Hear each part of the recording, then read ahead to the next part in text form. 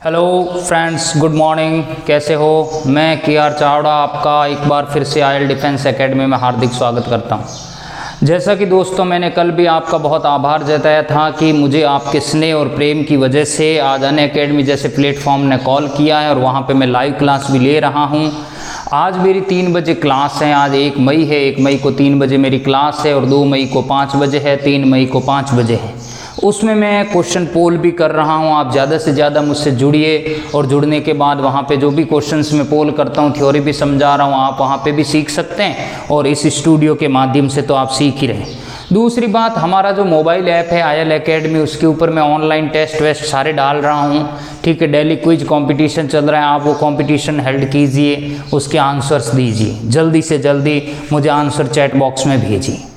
ठीक है दोस्तों, हम आगे बढ़ते हैं और उसमें हमारा जो आज चैप्टर का लास्ट टॉपिक रहा हुआ है हम उसे कंप्लीट करते हैं।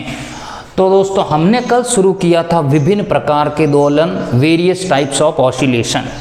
तो उसके अंदर हमने डैम्प्ड ऑसिलेशन पढ़ लिया था और उसके बाद छोटे मोटे और ऑसिलेशन होते जो हमारे लिए ज़्यादा इम्पोर्टेंट नहीं है। आज हमारे लिए इम्पोर्टेंट है प्रणोदित दोलन। कौन सा दोलन? प्रणोदित दोलन। प्रणोदित दोलन को हम कहेंगे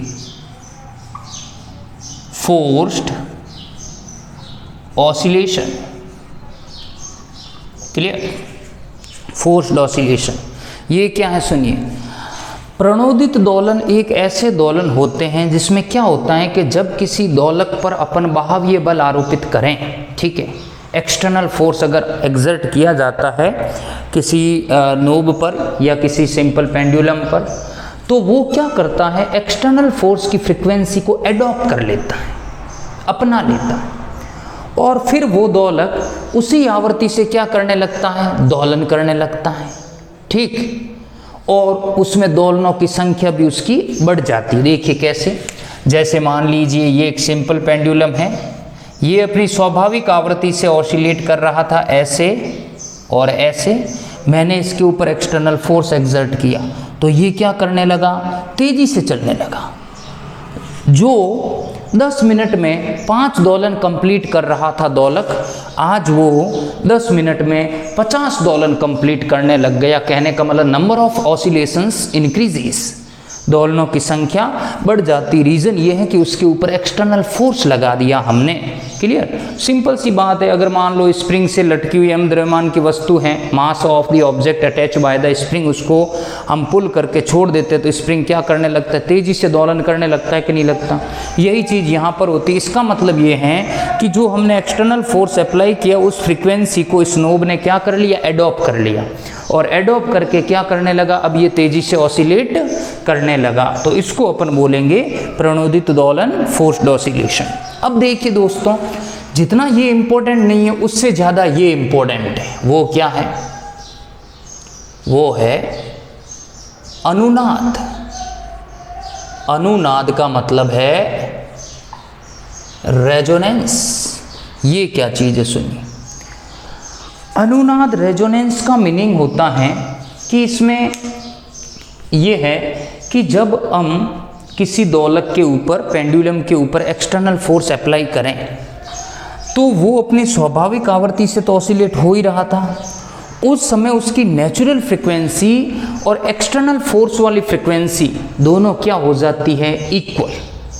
दोनों क्या हो जाती है, इक्वल। कहने का मतलब जो उसकी नेचुरल फ्रिक्वेंसी, स्वाभाविक आवृत्ति होती है, वो आवृत्ति जो बाह्य बल है उसकी आवृत्ति के क्या हो जाती है, फ्रिक्वेंसी के इक्वल हो जाती है। और इस कंडीशन में एम्पलीट्यूड बढ़ जाता है, आयाम बढ़ जाता है। देखिए कैसे हुआ क्या, ये सिंपल पेंडुलम है, ये स्वाभाविक नेचुरल फ्रिक्वेंसी से ऑसिलेट कर रहा था इधर और इधर, उसके ऊपर एक्सटर्नल फोर्स लगाया तो हुआ क्या, नेचुरल फ्रिक्वेंसी का मतलब है पहले वो क्या नाम है, 1 सेकंड के अंदर कितने साइकिल या कितने ऑसिलेशन कंप्लीट कर रहा था, 10। तो अभी भी वो 1 सेकंड के अंदर कितने ऑसिलेशन करेगा, 10 ऑसिलेशन। बट हुआ क्या, अब ये कैसे पॉसिबल है सुनो।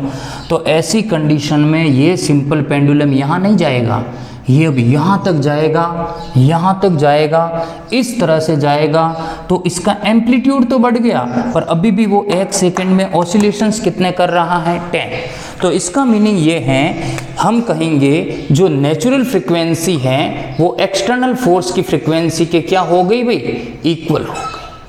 इस इवेंट को, इस घटना को हम क्या कहते हैं, अनुनाद रेजोनेंस कहते हैं।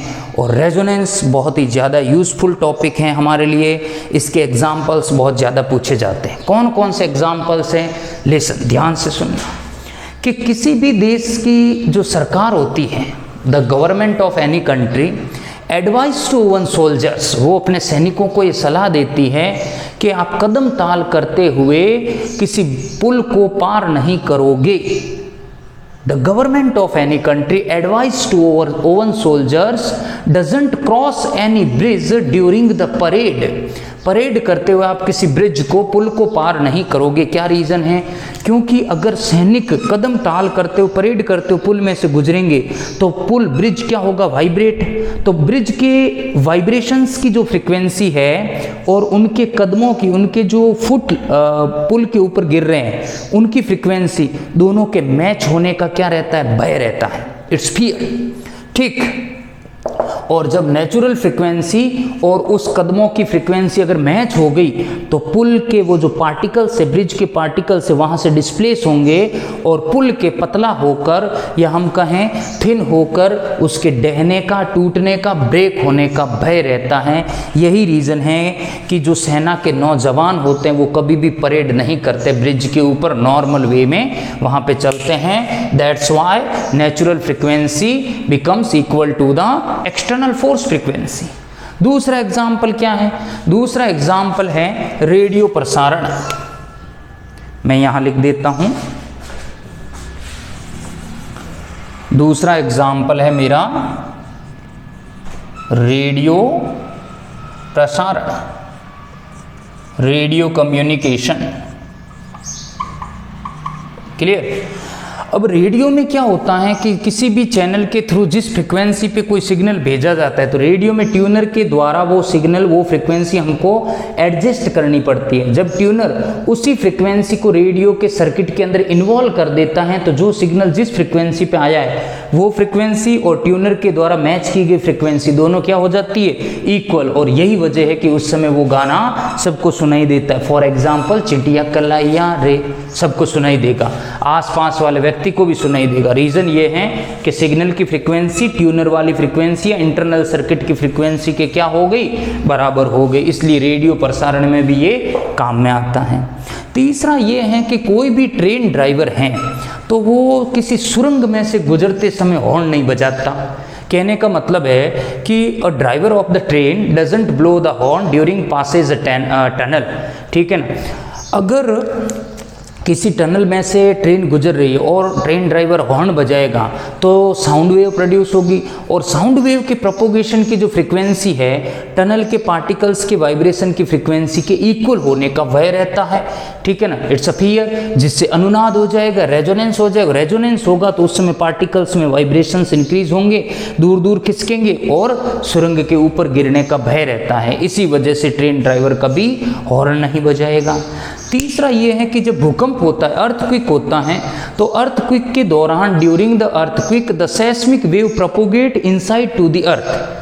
जो भूकंपी तरंगे होती है वो भूगर्भ में क्या होती है, संचरित होती हैं। तो भूकंप के कारण भूकंपी तरंगों में कणों के कंपनों की आवृत्ति और हमारे मकान जो भूखंड होते हैं इनके कणों के कंपनों की आवृत्ति, जो हमारे होम्स हाउसेस हैं उनके वाइब्रेशंस की फ्रिक्वेंसी और frequency of the seismic wave particles, ये जब इक्वल हो जाते हैं तो मकान वगैरह गिर जाते हैं। तो यही रीज़न है कि वहाँ पर भी क्या होता है, अनुनाद होता है। और लास्ट एग्जाम्पल मैं ये कहूँगा कि जो बड़े बड़े मॉल्स होते हैं, ठीक है ना, बड़ी बड़ी बिल्डिंग्स होती हैं, उनकी समीप से जब एरोप्लेन पास होता है तो उस सिचुएशन में क्या होता है कि उनके जो कांच होते हैं, ग्लासेज होते हैं विंडोज़ के, वो उन ग्लासेज में क्रैक आ जाता है। रीज़न ये है कि एरोप्लेन्स के कारण साउंड वेव प्रोड्यूस होती है, साउंड वेव के पार्टिकल्स ऑसिलेट करते, वाइब्रेट होते हैं, तो उनके वाइब्रेशन की फ्रिक्वेंसी ग्लास के पार्टिकल की फ्रिक्वेंसी के क्या हो जाती है, इक्वल हो जाती है, जिससे एम्पलीट्यूड बढ़ जाता है और ग्लास में क्या आ जाती है, क्रैक आ जाती है। तो दोस्तों दोस्तों ये आपको समझना है कि अनुनाद हमारे लिए कितना एग्जाम्पल इम्पोर्टेंट है और इसके एग्जाम्पल कितने इम्पोर्टेंट है। तो दोस्तों जो मैंने पहला एग्जाम्पल बताया था कि सैनिक कदम ताल करते हुए किसी ब्रिज को क्रॉस नहीं करेंगे, इसको कहते हैं मैकेनिकल रेजोनेंस। क्या बोलेंगे? इसको हम बोलेंगे मैकेनिकल रेजोनेंस, यांत्रिक अनुनाद। याद रखना ये यांत्रिक अनुनाद का एग्जाम्पल है। एक और होता है विद्युत अनुनाद। ये किस में होगा पता है? ये LCR सर्किट में होता है। उसके अंदर जब इंडक्टिव रिएक्टेंस और कैपेसिटिव रिएक्टेंस इक्वल हो जाते हैं उसे इलेक्ट्रिक रेजोनेंस कहते हैं, विद्युत अनुनाद। यहाँ पे ये जो सैनिक कदम ताल करते हैं इस रेजो को अपन क्या बोलते हैं? मैकेनिकल अनुनाद, मैकेनिकल रेजोनेंस। तो दोस्तों कैसा लगा आपको ये वीडियो? ध्यान से समझना है आपको ये टॉपिक।